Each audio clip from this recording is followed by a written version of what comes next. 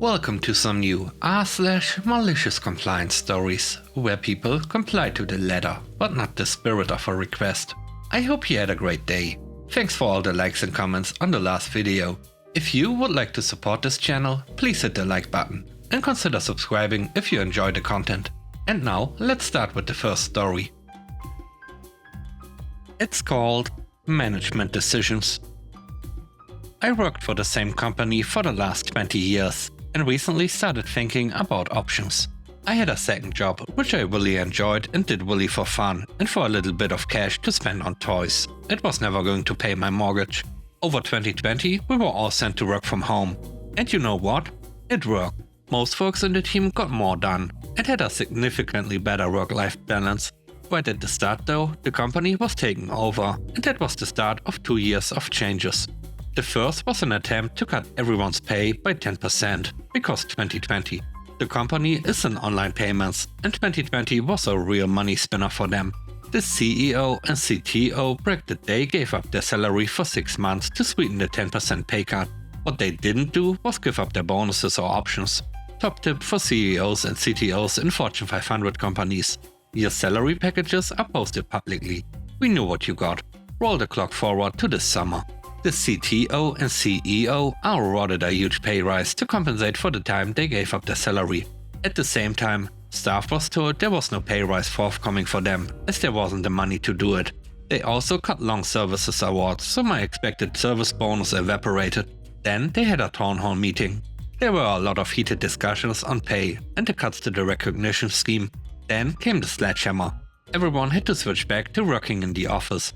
There was an option for continued home working, but that would require a reduction in salary to reflect the savings made in commuting and time spent commuting. I asked what other options were on the table and was told I could always look for another job.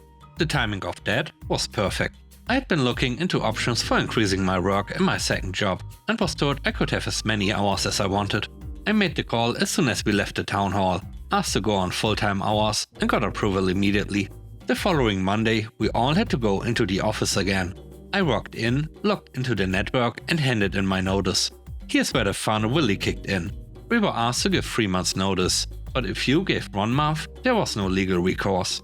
I had also carried over quite a lot of vacation from the previous years and had 8 weeks to take. I gave the month's notice and requested a month of my vacation immediately. There was a sharp intake of breath and a very shocked face from my manager, and a sudden realization that I was out of the door that day. If you are going to tell someone to just look for another job, don't be surprised when they already have one.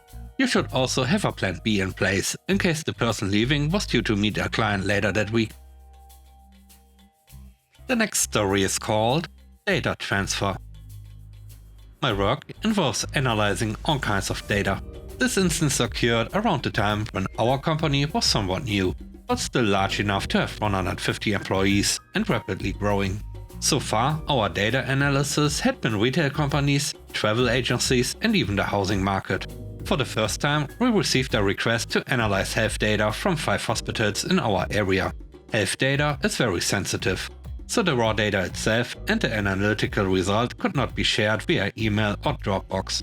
For the first time, my team gets to see that sensitive companies go through channels that have a lot of security to share the data between us and the client. These channels cost money, but nothing too expensive, which our organization couldn't afford. Something like $40 per month. 4 out of the 5 hospitals have this data sharing channel, which meant that my team was able to receive the raw data and also be able to provide the analysis via the same channel. The 5th hospital was new and they did not have this channel. Either our company or the 5th hospital needed to have this channel. So I raised a request with the accounts team to purchase this channel, and it is denied. I and my manager both raised it again, and also discussed it with the account supervisor, and it is approved verbally, but declined on the system once again after 2 weeks. We try again for the 3rd time after discussing with the higher accounts manager, and still no approval at the end to buy this channel. It is declined, and we have been told it is the hospital's responsibility to share the data. And if we reach out to the hospital, they ask us to reach out to the health ministry, which then asks us to get in touch with the local member of parliament, etc. So just a lot of bureaucracy that I shouldn't be managing. While this entire request for data sharing is being worked on, the time for us to receive and analyze this data is running out. We are rating only on a single hospital's data, which is ready to be sent to us, but only via an appropriate channel. So I've had enough. I find out from the Health Ministry email response, while working on getting the hospital to buy the data sharing system, that the data can also be shared practically. Specifically, if I was to take a USB with me to get the data physically at the hospital and also return the output to the hospital the same way, this data sharing capability is deemed entirely safe. And that's what I started to do. Every Monday I drive 30 minutes to the hospital at 11 AM, go to their admin team to retrieve the data in my USB, and then drive back to my work reaching by 1 PM. Then I go have lunch at 1 PM. I repeat the same task again with our analytical output on Thursday. Our contract is to analyze the health data for the whole year. After doing this for 3 weeks, one of the upper management persons, whose office is opposite my desk, starts to think that I have been taking a very long time for lunch.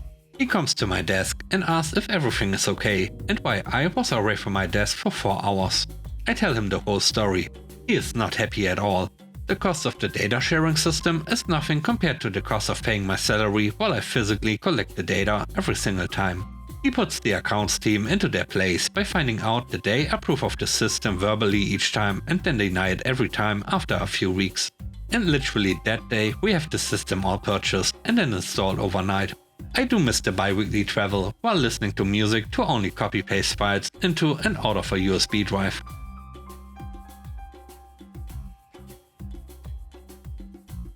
The third story is called More Obvious. My first real job was scooping ice cream, which largely consisted of me shuffling around behind a standing cooler in the courtyard of our larger establishment. Our business was goat cheese, and I was an extension of that, goat milk ice cream. Our clientele was very sporadic, as we lived on an island, so the timing of the ferry was very suspiciously similar to that of our busy periods. I worked 11 to 5, 4 days a week, earning minimum wage. I don't know if I was on the books or not, but I always got paid.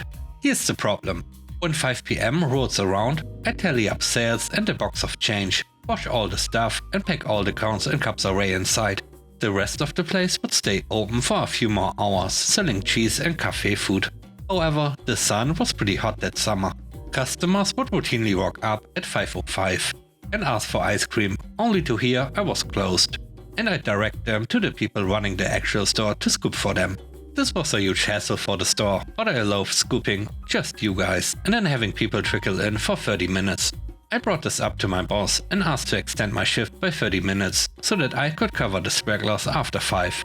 I was told to close at 5 and to make it more obvious that I was closed. After about a week of sitting in the break room and counting change, basically hiding from customers, someone noticed. I'm signing out, and the big cheese who owns the entire operation comes up and asks why I'm not serving customers after 5. I'm sorry, but I'm only scheduled until 5 PM. But if you want me to end at 5:30, I'd be glad to stick around. The schedule for next week rolls around, and I guess he spoke to my boss, because I suddenly had an extra cushy 30 minutes added onto my shift from then on. Bought my first computer from that job. Good times. The last story is called Can't Sit There. We only have 3 tables in the break room where I usually sit and eat. It isn't a lot of space, but people are usually fine sitting next to strangers, and there's an unspoken first come first serve rule for space. Anyway, it was lunchtime, and I went to sit at a table as per usual, and there was lots of space at the center. Bingo. But as I went to put my stuff down at the end, out of the ray, 3 or 4 people standing around the middle of the table immediately shoot me a ray.